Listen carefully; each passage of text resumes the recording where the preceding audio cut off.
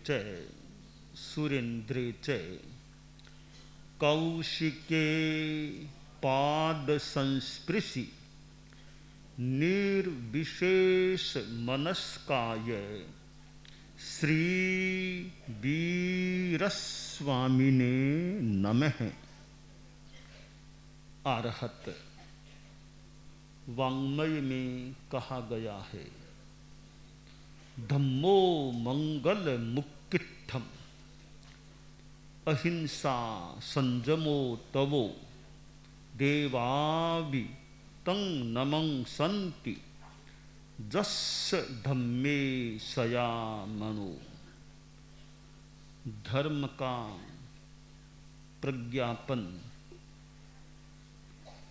यदि तार्किकता के साथ किया जाता है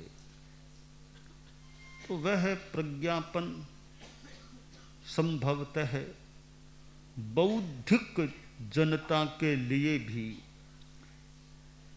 स्वीकरणीय बन सकता है। कोई बात कही जाती है, उस बात को कोई श्रद्धा से स्वीकार करे, भी इन्होंने कहा है इसलिए सही ही होगी, श्रद्धा से स्वीकार कर ली जाए, एक चीज है।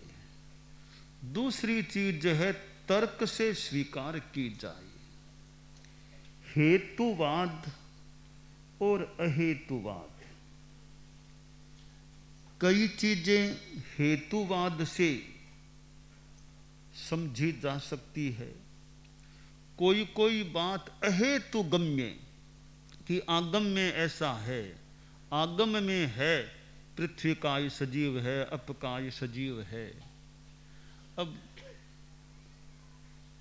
तर्क से समझा पाए न समझा पाए, समझ पाए न समझ पाए, भी आगम में है कि पृथ्वी काय जीव है, अपकाय आदि जीव हैं, हम उनके प्रति अहिंसा का ध्यान रखें।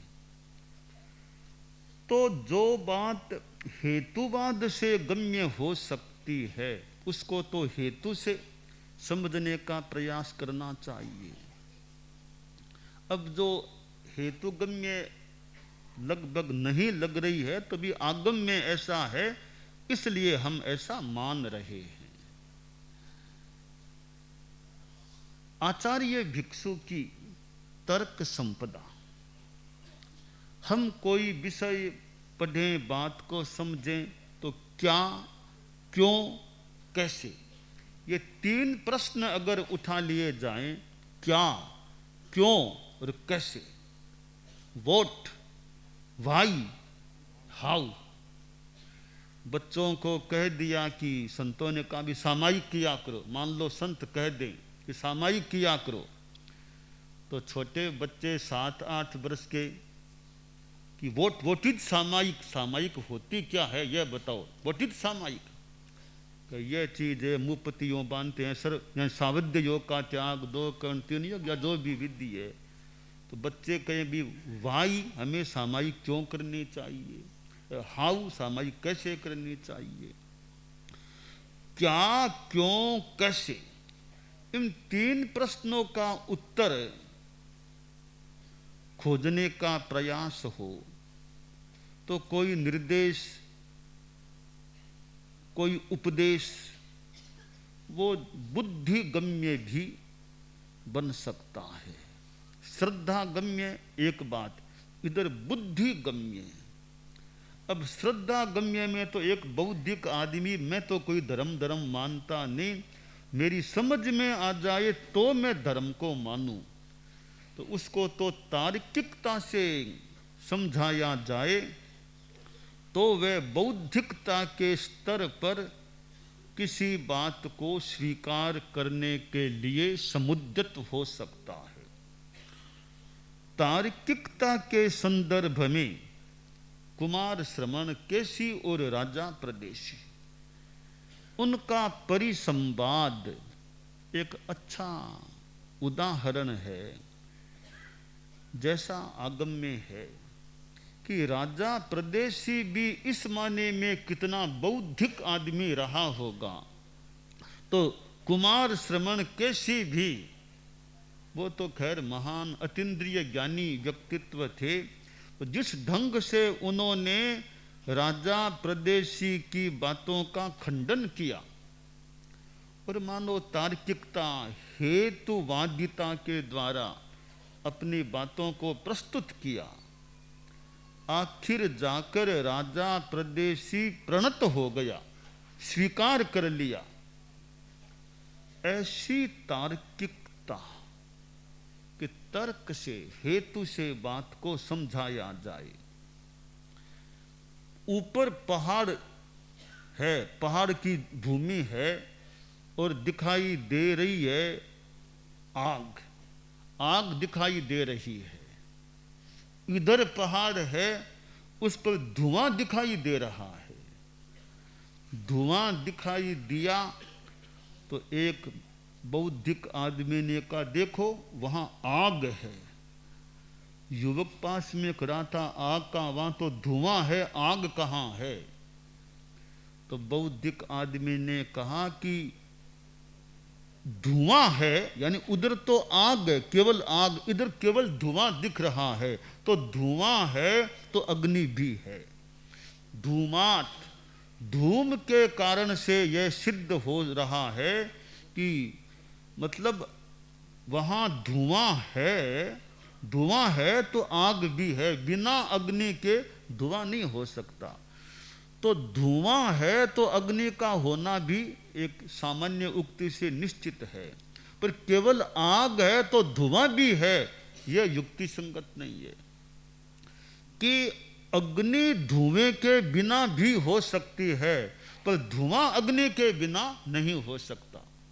यत्र यत्र धूमस तत्र तत्र वह्निः, यह नियम है कि जहां जहां धुआं वहां वहां आग होगी, परंतु यत्र यत्र अग्निश तत्र तत्र धूमे, यह नियम नहीं बैठ सकता। स्यात् अथवा न स्यात्, क्योंकि निर्धूम अग्नि भी तो हो सकती है, सधूम अग्नि हो सकती है, तो निर्धूम अग्नि भी हो सकती है। धुएं सहित अग्नि हो सकती है, बिना धुएं के भी आग हो सकती है। तो धुआं है तो अग्नि का होना निश्चित है, पर आग है तो धुएं का होना कोई निश्चित नहीं, नियम नहीं है।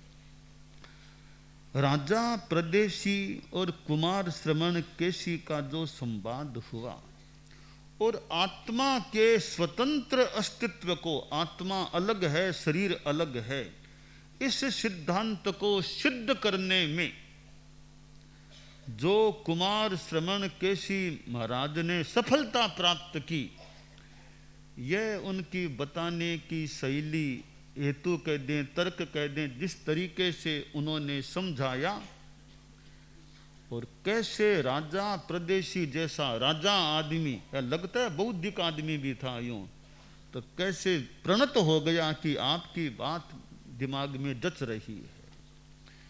तो हमें किसी युवक को और को बताना हो, अगर हमारे में वो तार्किकता होती है तो हम अपनी बात को किसी के गले उतारने में सफल हो सकते हैं।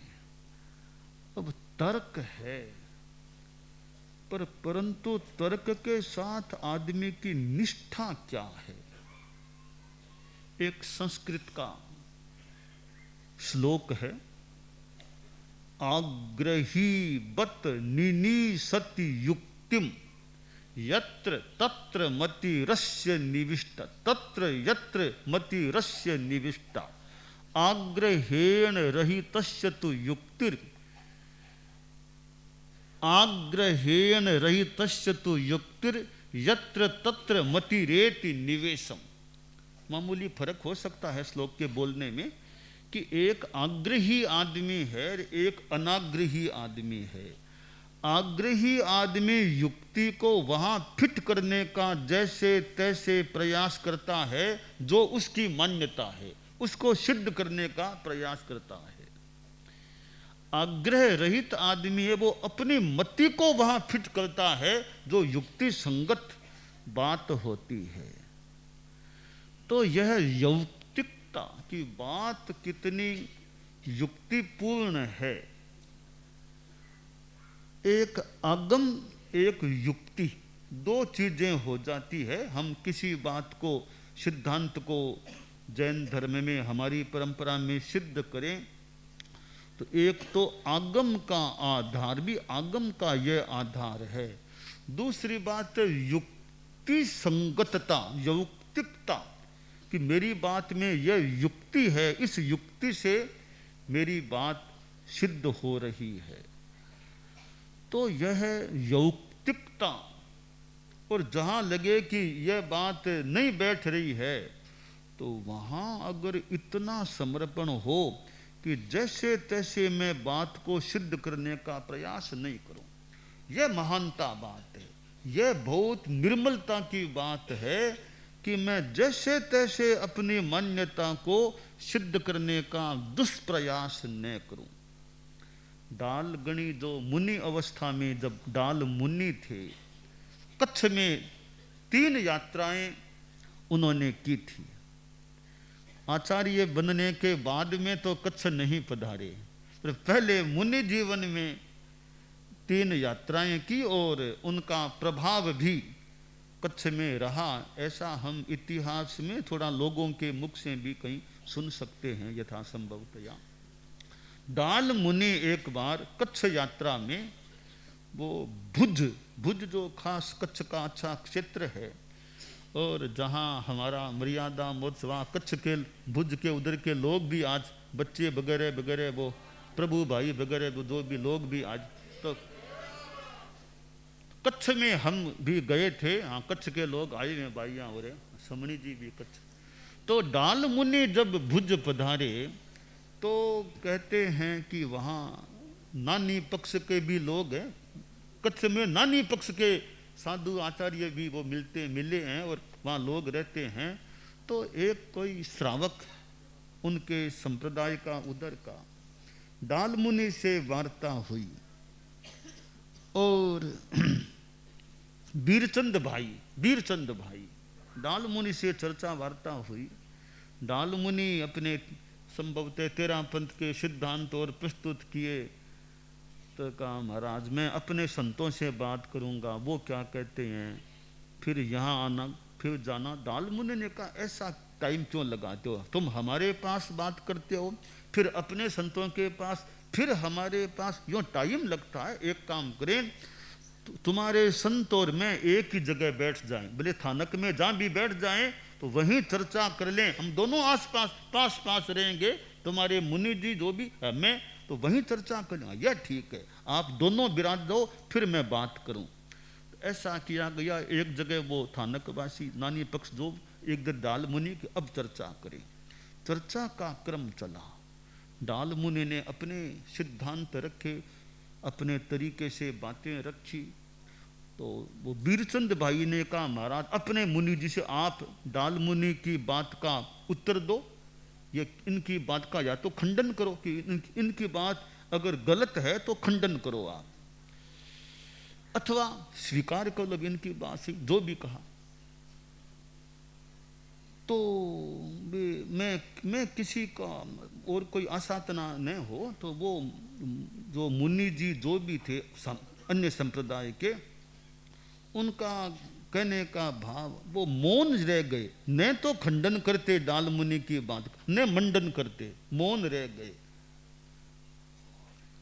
वीरचंद भाई बोला महाराज कुछ तो बोलो, या तो खंडन करो डाल मुनि के बात का, या फिर स्वीकार करो। उनका कथन का भाव था कि ऊँखली में सिर नहीं देना, मतलब ऊँखली में यह, यानी न तो खंडन कर सकता न स्वीकार कर सकता। अब तब वीरचंद भाई बोला, तब मैं यानी 13 पंथ की गुरु धारणा स्वीकार करता हूँ कि डाल मुनि की बात ठीक लग रही है, आप उसका खंडन नहीं कर पा रहे हो, तो मैं इनकी गुरु धारणा स्वीकार। इतिहास में है उन्होंने 13 पंथ की गुरु धारणा स्वीकार कर ली। अब यह प्रसंग है, यहाँ मैं तार्किकता की बात करूं, उन मुनि जी की बात करूं। अब यहाँ वीरचंद भाई की तो यह बात कि जब उसको लगा होगा कि तेरा पंथ की बात, डाल मुनि की बात सही है, तो उन्होंने तेरा पंथ की गुरु धारणा स्वीकार कर ली कि भी यानी युक्ति संगत कह दें जो भी डाल मुनि की बात है, तो फिर मैं क्यों नहीं इनको गुरु, इनकी परंपरा को स्वीकार करूं। यह एक दृष्टि से वीरचंद भाई की महत्ता है कि सही युक्ति संगत बात तो यह स्वीकार करें। अब वे जो मुनि जी थे उनकी मैं इतनी बढ़ियापन की बात यह मानता हूं कि उन्होंने मानो जैसे तैसे डाल मुनि की बात का खंडन करने का प्रयास शायद नहीं किया होगा, मौन रह गए।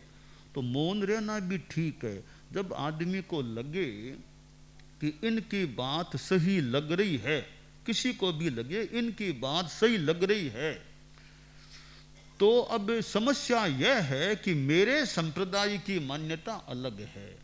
अब मैं जिस संप्रदाय में हूं, मेरी संप्रदाय की मान्यता इनकी मान्यता से अलग है। इनकी बात लग रही ठीक है, सही है। अब ठीक लग रही है, फिर मैं जैसे तैसे खंडन करूं, ऐसा दुष्प्रयास क्यों करूं? क्यों मैं दुष्प्रयास करूं? मन में सही लगने पर उनकी बात का खंडन क्यों करूं? अब समस्या स्वीकार भी तो कैसे करूं? मैं जिस संप्रदाय में हूं, इनकी बात को सही कह दूंगा तो मेरे संप्रदाय वाले मुझे क्या कहेंगे, मुझे कहां टिकने देंगे वे? तो वो भी समर्थन कर सकूं, वो भी ठीक अभी नहीं बैठ रहा है। तो बीच का रास्ता है, मौन कर लो, न खंडन करो न मंडन करो। तो मुनि जी ने संभवतः वो खंडन करने का प्रयास नहीं किया, यह मैं उनकी विशेषता या एक तरह से अच्छापन संभवतः मान सकता हूं। तो युक्ति संगतता, तर्क संपन्नता, जो बात तर्क संगत है, युक्ति संगत है, मनोवत्सो युक्ति गवीम मध्यस्थस्यानुधावती तामा करसति पुच्छे ने तुच्छाग्रह मन है कपि ही। कि मन रूपी बछड़ा, युक्ति रूपी गाय, मध्यस्थ आदमी है, तटस्थ आदमी है, अनाग्रही आदमी है, सत्यान्वेषी आदमी है, उसका मन रूपी बछड़ा वो युक्ति रूपी गाय के पीछे पीछे चलता है, यानी युक्ति के अनुरूप पीछे पीछे अनुगमन करता है। परंतु एक तुच्छाग्रह, दुराग्रह वाला आदमी, वो आदमी क्या, उसका मन एक बंदर की तरह है, वो उस गाय की पूंछ को पकड़ के अपनी ओर खींचने की चेष्टा करता है। बस यहाँ गलती होती है। अगर आदमी में साहस हो, इतनी याथार्थ्य के प्रति श्रद्धा हो, तो उसका यह कर्तव्य है कि युक्ति संगत बात लग जाए फिर ठीक है, स्वीकार करने की तो अभी अनुकूलता नहीं है, परंतु खंडन करने का प्रयास नहीं करना चाहिए। एक दृष्टि से वो खंडन करने का प्रयास पाप का काम होता है कि ठीक लग गई, फिर मैं जैसे तैसे अपनी बात रखने के लिए उसका खंडन क्यों करूं?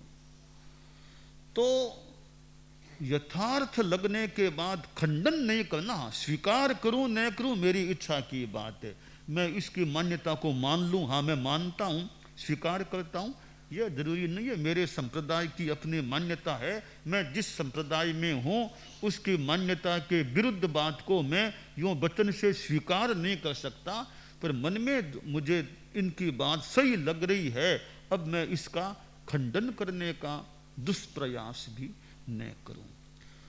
तो जहां वो सही लगने पर हम खंडन करने का प्रयास करते हैं, वो संभवतः पाप का काम हो जाता है। कि सही लगने के बाद खंडन क्यों करें? फिर तो वो फालतू सी बात है, जैसे तैसे बेचारी की बात को खंडन करना, ये फालतू सा प्रयास होता है। तो अगर यथार्थ का अन्वेषण करना है तो फालतू दुष्प्रयास किसी की बात का खंडन करने का, हाँ वास्तव में लगे बात गलत है, अच्छी तरह खंडन करो कि तुम्हारी बात गलत है, गलत है, ये मेरे पास लॉजिक है, तर्क है, ये आगम का आधार है, स्पष्ट मुझे लग रहा है तुम्हारी बात गलत है।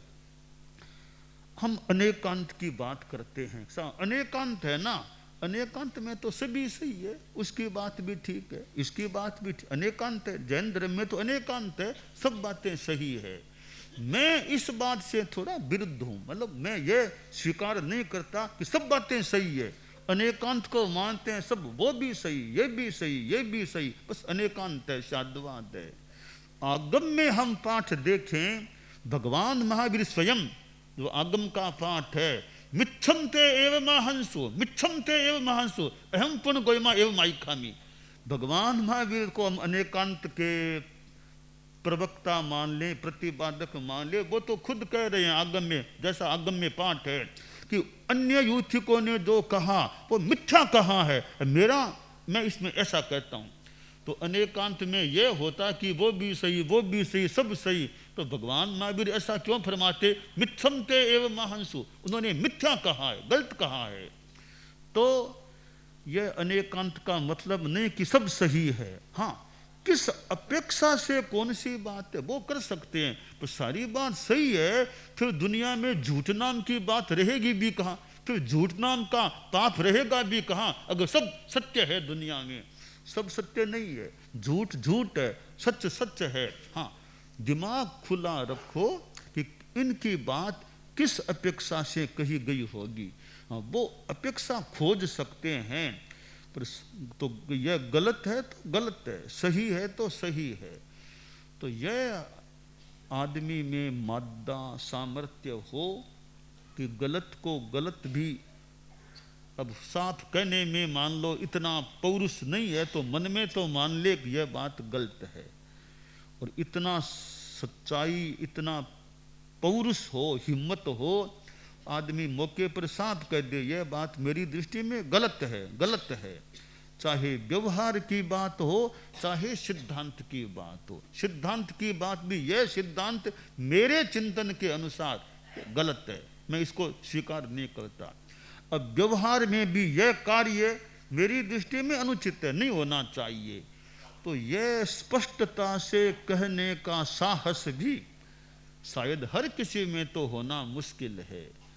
आचार्य भिक्षु की तर्क संपदा, जब आचार्य भिक्षु ने अपने गुरुजी से वार्तालाप किया, अनेक बार वार्तालाप किया होगा, तो अब वो बड़लू की चर्चा क्या और क्या जो भी कई बातें हैं, तो हम अपने जीवन में यह एक रुझान थ्योरी बना सकें कि भी किसी बात को हम बौद्धिकता और तार्किकता के साथ कैसे समझाने का और समझने का प्रयास कर सकते हैं। तो आचार्य भिक्षु के जीवन के अनेक प्रसंगों में, घटनाओं में हम उनकी तार्किकता को खोजने का प्रयास कर सकते हैं।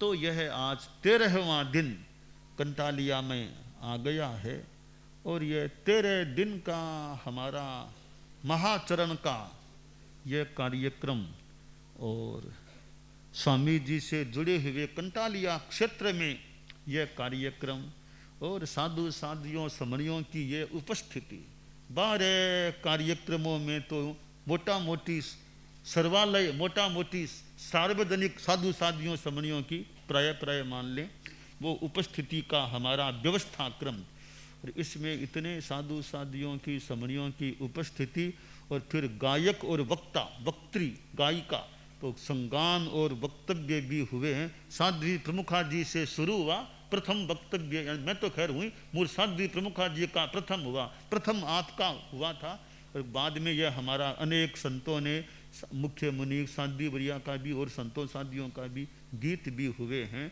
तो हमने यह आचार्य भिक्षु जन्म त्रिशताब्दी वर्ष के अंतर्गत यह कंटालिया में जो 13 दिवसीय या 13 दिवसीय प्रोग्राम कार्यक्रम बनाया था, और साधु साधियों ने भी अपनी उपस्थिति दर्ज कराई है, और वो तो जैसी हमारी व्यवस्था बता दी जाती है उस हिसाब से भी इतने साधु साधियों की समणियों की भी उपस्थिति हुई है।